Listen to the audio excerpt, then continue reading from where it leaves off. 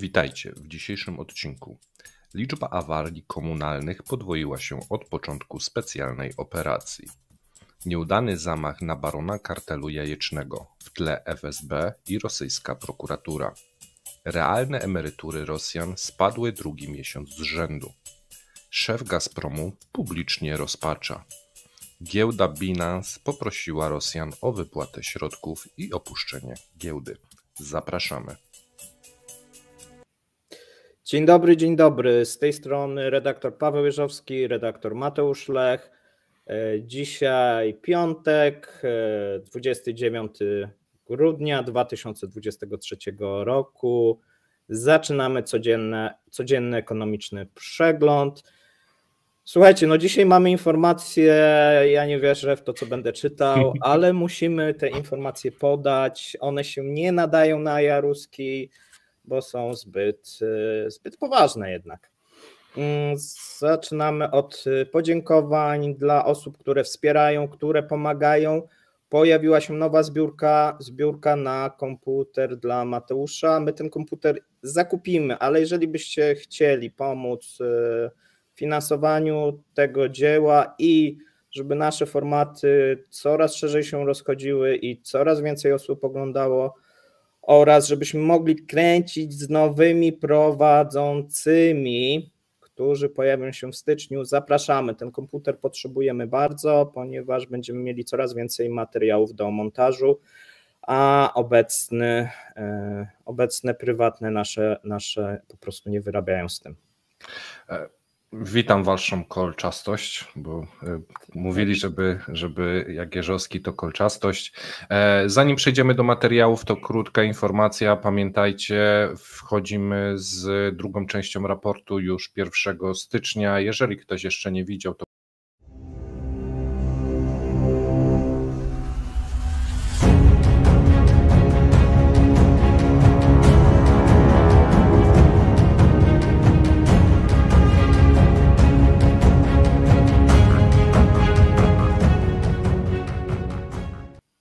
więcej danych, więcej wykresów, dłuższy, jeszcze bardziej szczegółowy, myślę, że wam się spodoba.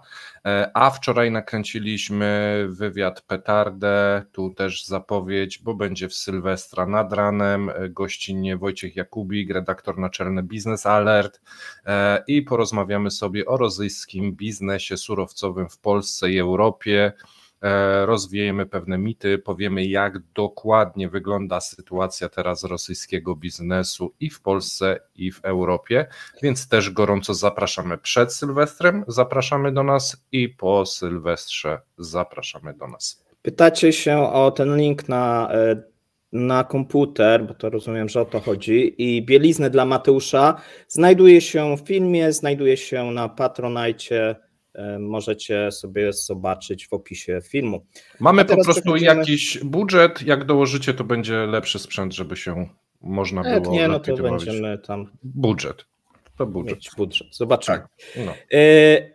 Zaczynamy od paska. Słuchajcie, wczoraj była korekta spadków na dewizach. Mamy w tym momencie okolice mniej więcej $1,90. Dzisiaj wzrosty na tym dolarze, wczoraj też były. Natomiast jeżeli chodzi o Urals, no sytuacja jest taka, że w poniedziałek znowuż 5 z przodu, wszystko na to wskazuje, dlatego że Brent no nie wytrzymał tego, albo inaczej, to wsparcie na 79,48, no tak jak ostrzegałem, że się nie utrzyma. Nie utrzymało się, zeszliśmy wczoraj, bardzo ładna sesja i bardzo dobrze. Dzisiaj zobaczymy, jak będzie, bo trochę jest informacji, które będą pomagać ropie, ale piątek, a więc wszystko się może zdarzyć. A my zaczynamy od krótkich informacji. Jeżeli czekacie na jaja i barona kartelu, będzie to trzecia informacja, gdzieś mniej więcej w środku programu. A zaczynamy od informacji, że giełda petersburska zawiesiła dzisiaj handel. Oficjalnym powodem jest awaria techniczna. O awariach dzisiaj też będzie sporo, ale nieco innych. Natomiast idziemy dalej. Holandia powinna zwiększyć liczebność swoich sił zbrojnych i podjąć inne środki na wypadek wojny z Rosją, powiedział w wywiadzie dla The Telegraph dowódca armii tego kraju, generał porucznik Martin Wien, czy jakoś tak, Wien. Tak, mamy dzisiaj, słuchajcie, dosyć duży atak ze strony Rosjan rakietowo-dronowy. Tutaj mamy wypowiedź Jurija Ichnata, rzecznika Sił Powietrznych Sił Zbrojnych Ukrainy, który powiedział, że w ataku powietrznym na Ukrainę użyto wszystkich typów pocisków i dronów z wyjątkiem kalibrów. Tak podają ukraińskie źródła, rosyjskie też. Natomiast niemieckie MSZ obiecuje, że Ukraina otrzyma od Unii Europejskiej 50 miliardów euro. W każdym razie, czyli chyba bez względu na to, co zrobi Orbán. Takie oświadczenie wygłosił przedstawiciel niemieckiego MSZ Christian Wagner. No tutaj mam już pewne obawy, bo jak oni coś obiecują, to... Ale słuchajcie, tak już poważnie wydaje się, że te pieniądze dotrą. Tutaj wola ze strony Niemiec faktycznie jest wysoka, ze strony Polski również, Bałtyków, innych krajów. W tym momencie nawet Austriacy zaczynają się łamać, ponieważ mamy informację, że Wiedeń zaczął stwarzać przeszkody w wydawaniu wiz Rosjanom. Michał Uljanow, stały przedstawiciel Rosji przy organizacji międzynarodowym w Wiedniu, powiedział, że polityka Austrii wobec Rosji uległa pogorszeniu. Według Uljanowa Wiedeń stwarza duże przeszkody w wydawaniu wiz wjazdowym Rosjanom, a przypomnijmy, że Austria była tym krajem, gdzie sporo Rosjan otrzymywało wizy, jeżeli nie mogli tych wiz wjazdowych do Unii Europejskiej uzyskać w innych krajach, a więc no, tutaj ta polityka Unii Europejskiej coraz chyba ostrzejszy ton. No tak, no i bardzo dobrze. Wiesz, jeżeli bo to jest tak, że interesy były, nie? Jeżeli tak, interesy jak się zaczyna kończą, się tak atakować firmy niemieckie, no to trzeba się liczyć z retorsjami. No, dokładnie. A skoro jesteśmy przy firmach niemieckich i rosyjskim majątku, no to Niemcy poinformowały, że zamroziły kolejne rosyjskie aktywa o wartości 4 miliardów euro w ramach unijnych sankcji. Okazuje się, że w grudniu nagle takie aktywa się znalazły. Wcześniej nie było ich, a teraz pojawiły się. No i bardzo dobrze. Łotwa zamierza wyeksmitować z kraju 1200 Rosjan, którzy nie uregulowali swojego statusu prawnego. Czy oni wcześniej już nie wyeksmitowali jakichś Rosjan? Oni zaczęli eksmitować, chodzi cały czas o ten, że o obywatelstwo i te egzaminy z języka, tak? Po prostu wielu nie zdało i musi opuścić, no bo wizy im się pokończyły, a Łotwa jest częścią Schengen, no i w tym momencie oni muszą się ponownie ubiegać o te wizy, no i tak to wygląda. I jest to problem dla Łotwy, dla Rosjan tam mieszkających również, no bo część z nich mieszka przez wiele lat, tak, to często jest tak, że to są jakieś rodziny, część zostaje, część musi wyjechać, no nie jest to prosty problem. Jeżeli problemy mogą być proste. Słuchajcie, mamy dane z armii w liczbach, dosyć ciekawy raport Ministerstwa Obrony Rosji, w którym podają, że obecnie służbę kontraktową w siłach zbrojnych Federacji Rosyjskiej odbywa 640 000 osób.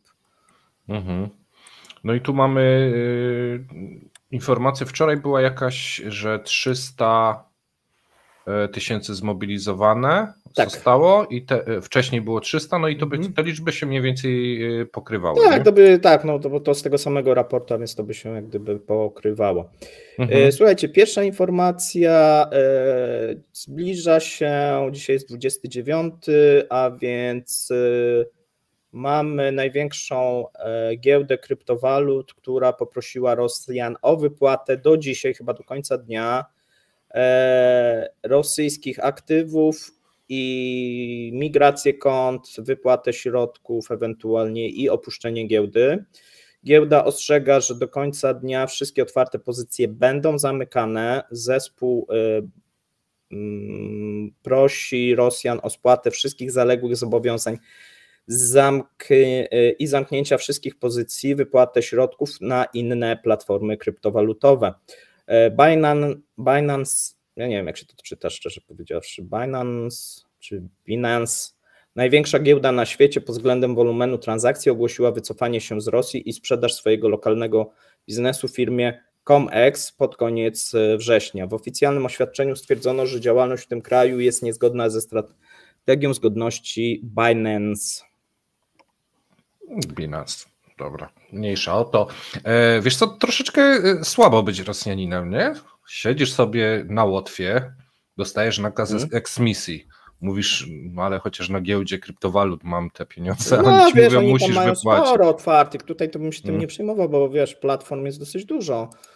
Oni w tym momencie sprzedali się, mamy tego właśnie ComExa, więc no nie, akurat w kryptowaluty to jest takie okno, gdzie oni mogą te pieniądze wymieniać, tak, z tym światem. Ale sam fakt, że dostajesz informację, jesteś Rosjaninem, musisz spadać, nie? No to tak...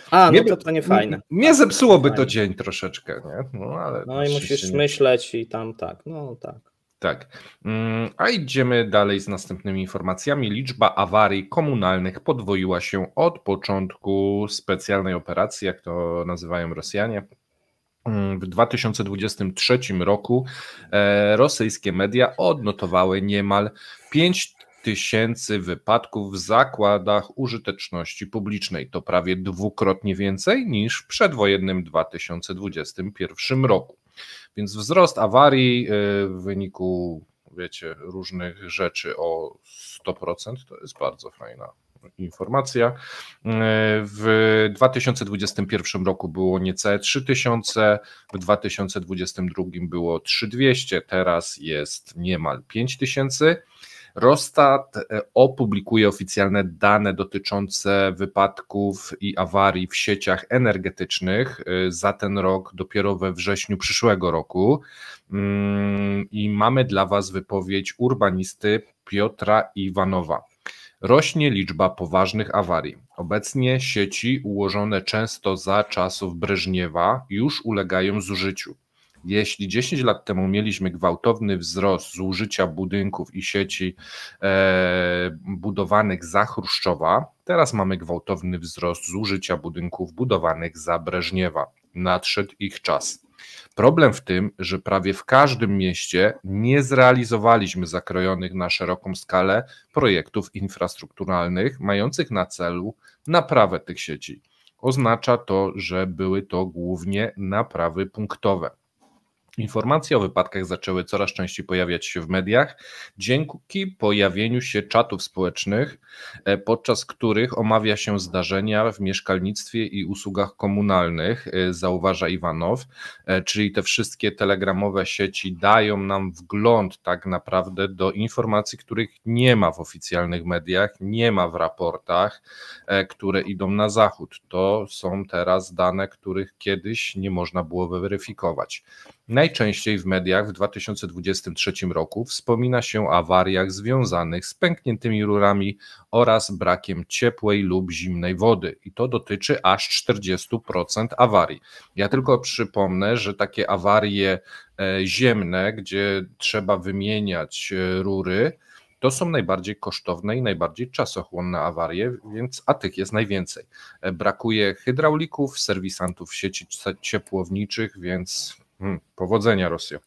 W 2022 roku minister budownictwa Irek Fajzulin stwierdził, że tempo niszczenia infrastruktury mieszkaniowej i usług komunalnych przewyższa tempo jej odnowy, po czym wysłali serwisantów na front, więc tu na pewno będzie lepiej.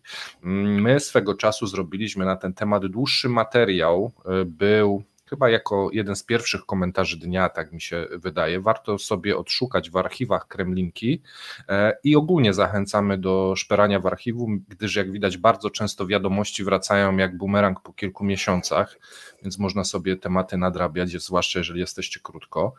Zdaniem ministra ponad 40% obiektów mieszkaniowych i usług komunalnych w Rosji jest wyeksploatowanych i należy je wymienić. Na te cele rząd zdecydował się przeznaczyć do końca tego roku, czyli już końcówka jest, 150 miliardów rubli z Funduszu Pomocy Narodowej. Jak zapewne szybko sobie przeliczycie, to nie są to jakieś bardzo duże kwoty, biorąc pod uwagę skalę kraju, gdyż to jest chyba 1,5 miliarda euro, a jednak tych budynków i tych ludzi jest bardzo dużo. Już w listopadzie tego roku Ministerstwo Budownictwa ogłosiło sukces, spadek liczby wypadków, jednak w grudniu w kilku regionach jednocześnie doszło do poważnych awarii mediów, setki tysięcy Rosjan zostało bez prądu, wody lub ogrzewania. Więc mamy tak, sukces ogłoszony, pieniądze przelane, a chwilę później tyle awarii, że jednak statystyka im skoczyła dwukrotnie. Powodzenia Rosjo przy wymianie tych wszystkich rur i tych budynków, które już ich czas nadszedł, jak to powiedział wicepremier. No tak jak ktoś tutaj pisał, specjaliści teraz znajdują się na Ukrainie, większość jak tutaj. Tak. I tam czymś innym się zajmują. Tutaj pisaliście mi, jak tam się wymawia, to Binance chyba, ta nazwa giełdy, Binance. Natomiast my sobie przejdziemy do informacji, słuchajcie, dotyczących Woronerza. I ja nie wierzę w to, co czytam i że to czytam w ekonomicznym przeglądzie, ale mamy informację o nieudanym zamachu na barona kartelu jajecznego, w tle FSB i rosyjska prokuratura oraz wielka zmowa jajeczna. W obwodzie woroneskim we wsi Trietriaki w rejonie Borisoglebskim doszło do zamachu na 59-letniego oligarchę i barona jajecznego Genadija Shirajewa, właściciela między innymi największej fermy drobiu w regionie, fabryki oleju słonecznikowego, no a jeszcze kilka pomniejszych biznesów. W środę wieczorem nieznany osobnik oddał 2 strzały w stronę samochodu biznesmena, gdy ten wracał do domu. Śledczy wszczęli postępowanie karne w sprawie usiłowania zabójstwa pana Shirajewa. Sam przedsiębiorca powiedział, że nie odniósł obrażeń i czuje się dobrze. Cytuję: jestem żywy i zdrowy. Dzień przed zamachem Federalna Służba Antymonopolowa wszczęła sprawę dotyczącą porozumienia kartelowego przeciwko jego przedsiębiorstwu i innym producentom jaj w obwodzie woroneskim. Według śledczych pan Genadij kierował zmową cenową aż 4 przedsiębiorstw, zawyżając ceny. Agencja odkryła jednorazowy wzrost cen, słuchajcie, z 16% do 37% po stronie firm w październiku. I tutaj mamy poniżej relację Izwiestii, która skontaktowała się wczoraj z najbliższym przyjacielem barona. Według niego przed incydentem biznesmen udał się do fabryki oleju słonecznikowego w Interesach. Byliśmy razem w zakładzie w przedsiębiorstwie. Powiedział: poszedłem, cóż, chodźmy. Potem dostałem telefon. Nie wyjechałeś? Nie, zostałem postrzelony. Wracam, opowiadał. Kolega zauważył, że Shirajew skontaktował się z nim w pierwszej kolejności. Byłem pierwszym, do którego zadzwonił w tej sytuacji, ponieważ byłem blisko, niedaleko niego. Trochę się trząsł, nie wiedział, co robić. Tak mówi. Według niego nie było żadnych przesłanek do ataku. Ponadto atak na biznesmena dokonany został od strony pasa leśnego i nie został przez nikogo odnotowany. Po prostu on wcisnął gaz do dechy i pojechał dalej. To wszystko. Wrócił do przedsiębiorstwa. Rzeczywiście dowiedzieliśmy się, że były 2 strzały, jeden w szybę, jeżeli możesz pokazać, Mateusz, to pokaż, drugi w drzwi. Powiedział mężczyzna, dodając, że strzały padły prawdopodobnie około 5 metrów od samochodu Shirajewa. Do zdarzenia doszło 27 grudnia o godzinie 18. Na razie strzelec nie został zidentyfikowany ani zatrzymany, a sprawą zajmuje się komitet śledczy. Na terenie rejonu Borisoglebskiego ogłoszony został plan o kryptonimie Przechwycenie. No i słuchajcie, wydaje się, że cała sytuacja, według mnie, tutaj dyskutowaliśmy z Mateuszem, ale według mnie miała być ostrzeżeniem. No pytanie tylko od kogo? Możecie pisać w komentarzach, co o tym sądzicie. Mateusz ma inne zdanie, ja mam troszeczkę inne, no ale nie wiem, czy się dowiemy. Tak, ja tu apeluję do Netflixa, żeby po prostu kolejny Narcos zmienił na Jajkos i kolejny sezon kręcił w Rosji, bo już strzelaniny są, zamachy na bossów, przekręty, wojna z policją, służbą antymonopolową, przemyt jaj w jajach może będzie jakiś, no ja nie wiem, no to już jest... Ja potrafię wymyślić różne rzeczy, mam abstrakcyjne myślenie, uwielbiam Monty Pythona, ale zamach na jajecznego barona to przewyższa wszystkie moje, całą moją wyobraźnię, ja nie mam słów. Przejdźmy w takim razie do następnej Kurza Vendetta, tu jest napisane kurza. Znaczy nie, no ja mam podejrzenie, że być może to jest ze strony śledczych jakieś ostrzeżenie, żeby się jednak przyznał, a być może ze strony wspólników tutaj z kartelu. Tam duże pieniądze wchodzą w grę, żeby ich nie wydał. No tak. Że to też podnosili ceny. Tu idzie o duże pieniądze, a my przejdźmy do emerytów. Jak awarie w blokach i brak wody czy ogrzewania, to opowiedzmy trochę o emerytach, bo ci jednak będą najbardziej narażeni w trakcie takich awarii. Nie mają oszczędności, o czym zrobiliśmy program chyba 2 dni temu, 60% nie ma żadnej poduszki finansowej, leków geriatrycznych brakuje, a teraz dochodzi temat emerytur, które realnie spadają. Gwałtowne przyspieszenie inflacji, która ogarnęła gospodarkę po dewaluacji rubla i rekordowych wydatkach na wojsko, uderzyło w kieszenie oczywiście emerytów. W listopadzie tego roku realna wysokość przyznanych emerytur Federacji Rosyjskiej spadła o 1,4%, podał Rosstat. Według oficjalnych statystyk rosyjscy emeryci żyją średnio za 19 600 rubli, czyli jakieś 860 zł. Nominalnie w ciągu roku emerytury wzrosły o 1000 rubli, czyli około 5,9%, jednak cała podwyżka została spalona przez inflację, która w listopadzie przyspieszyła do 7,5%. W ujęciu realnym mamy oczywiście w takim razie spadek. Natomiast warto odnotować, że te 7,5% to jest ta oficjalna inflacja Rossstatu. Ona się ma nijak na przykład do cen jajek, które wczoraj dostaliśmy informację, że Rosstat podał, że w ujęciu rocznym podrożały już o 56%.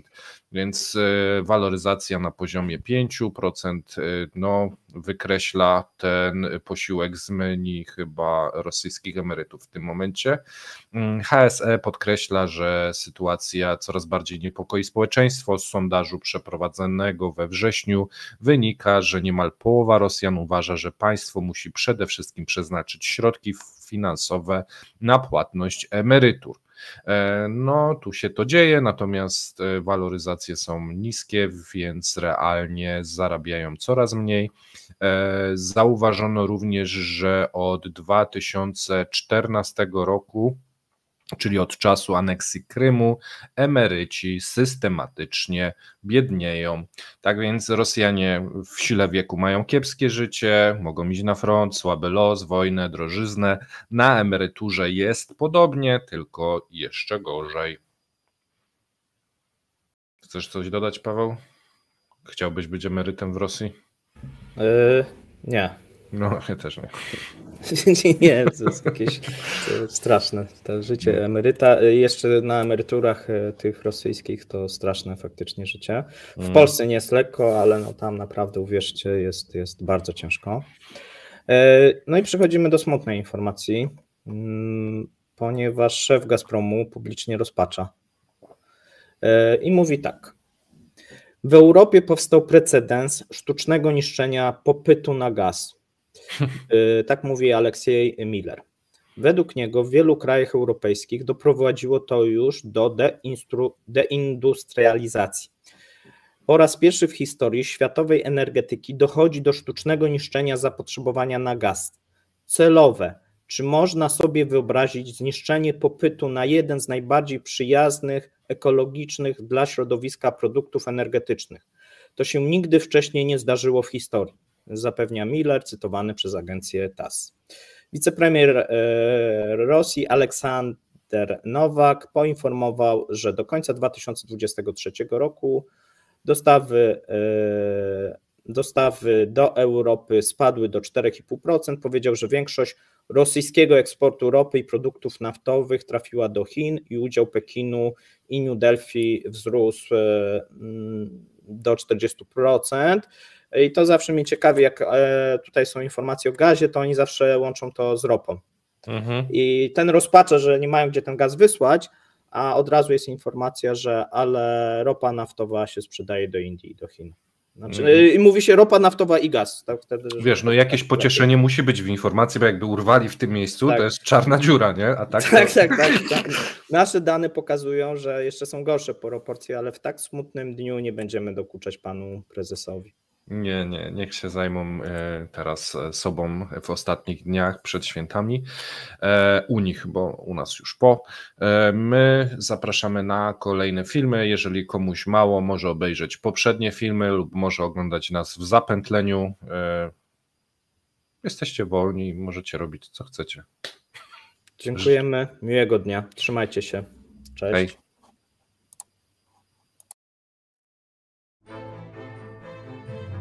Dziękujemy za obejrzenie materiału do końca. Zapraszamy kolejnego dnia. Trzymajcie się. Cześć.